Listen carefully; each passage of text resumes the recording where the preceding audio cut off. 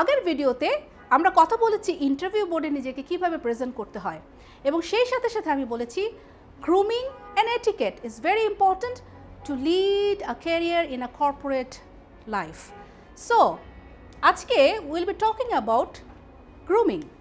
Grooming জিনিসটা আসলে কি, why we should groom our self, grooming কেন ইম্পর্ট্যান্ট সেটা নিয়ে আমি কথা বলেছি, বাট এখন একটু ইলাবোরেটলি বলছি।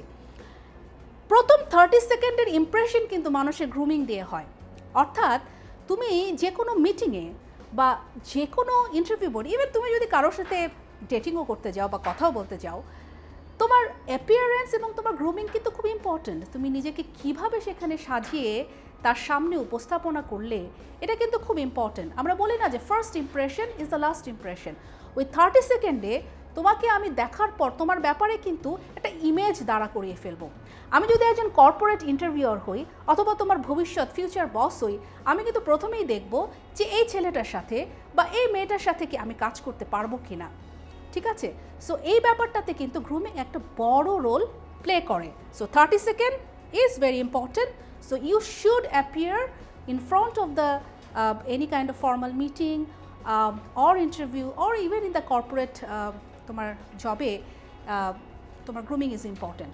People makes opinion about others within 30 second of first meeting. অর্থাৎ তুমি যদি অলরেডি একটা জায়গায় কাজ পেয়ে থাকো এবং তুমি যদি তোমার কলিগদের সাথে কোনো মিটিং অ্যাটেন্ড করো বা বাইরের কোনো এক্সটার্নাল স্টেক হোল্ডারদের সাথে বা ভেন্ডারদের সাথে বা কোনো ক্লায়েন্টদের সাথে তুমি যদি মিটিংয়ে যাও, তোমাকে কিন্তু ওই ক্লায়েন্ট প্রথম 30 সেকেন্ডে তোমাকে দেখি তোমার ব্যাপারে সে একটা ধারণা বা ওপিনিয়ন দাঁড়া করিয়ে ফেলবে। সে কারণে grooming is very very important.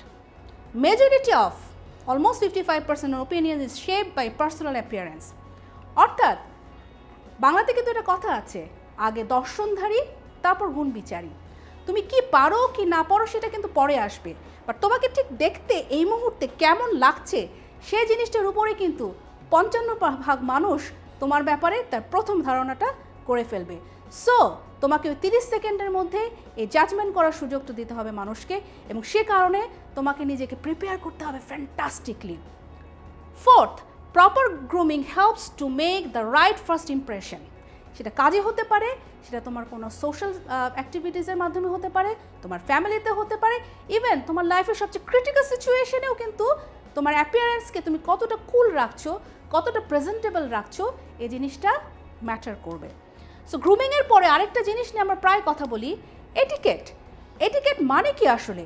Etiquette কথাটি এসছে একটি ফ্রেঞ্চ ওয়ার্ড টিকেটের থেকে, যার মানে হচ্ছে a ticket containing instruction was issued during ceremony or other important occasion to the visitors. Means আমরা যখন একটা মঞ্চনাটক দেখতে যাই, একটা কনসার্ট দেখতে যাই, আমরা কি করি? আমরা একটা টিকিট হাতে পাই এবং সেখানে কিন্তু বলে দেওয়া আছে যে তোমাকে এই কনসার্টে বা এই সভায় বা এই ধরনের প্রোগ্রামে ঢুকতে হলে কী ধরনের বিহেভিয়ার করতে হবে। সো সেই বিহেভিয়ারের থেকে কিন্তু এটিকেট কথাটা এসছে। অর্থাৎ একটা অর্গানাইজেশনেও তুমি যদি জবে ঢুকো, ইটস ভেরি ইম্পর্টেন্ট ওই অর্গানাইজেশনের নিয়ম নীতি, কালচার, এনভায়রনমেন্ট, মানুষগুলো ঠিক কীভাবে তোমাকে দেখতে চায় সেই জিনিসটা মাথায় রেখে তোমার বিহেভিয়ারাল অ্যাডজাস্টমেন্ট করতে হবে। বিকজ তুমি যখন কলেজে পড়ছো, তুমি যখন ইউনিভার্সিটিতে পড়ছো, তুমি একজন ছাত্র, ওই সেম বিহেভিয়ার কিন্তু তুমি তোমার প্রফেশনাল লাইফে এসে করতে পারো না। সো তোমার প্রফেশনাল লাইফে যখনই তুমি ঢুকবে, তোমাকে কিন্তু মেনে চলতে হবে ওই অর্গানাইজেশনের রুলস অ্যান্ড রেগুলেশন, যে জিনিসটাকে আমরা বলছি এটিকেট।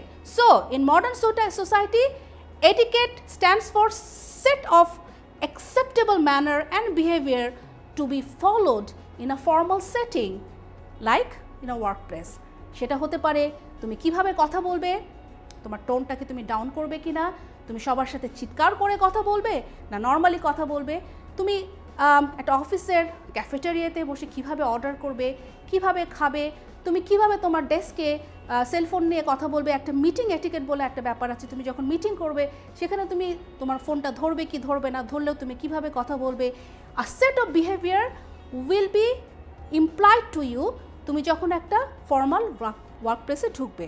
সো আজকের এই প্রেজেন্টেশনের মূল প্রতিপাদ্য বিষয়টি ছিল তুমি নিজেকে পার্সোনালি তোমার অ্যাপিয়ারেন্সকে কিভাবে প্রেজেন্ট করবে, এবং সেকেন্ডলি তুমি যখন একটা ফর্মাল সেটআপে অর্থাৎ একটা অর্গানাইজেশনে কাজ করবে, তোমার বিহেভিয়ারাল প্যাটার্ন কীরকম হওয়া উচিত যাতে সে অর্গানাইজেশনের কালচারের সাথে সেটা ম্যাচ করে।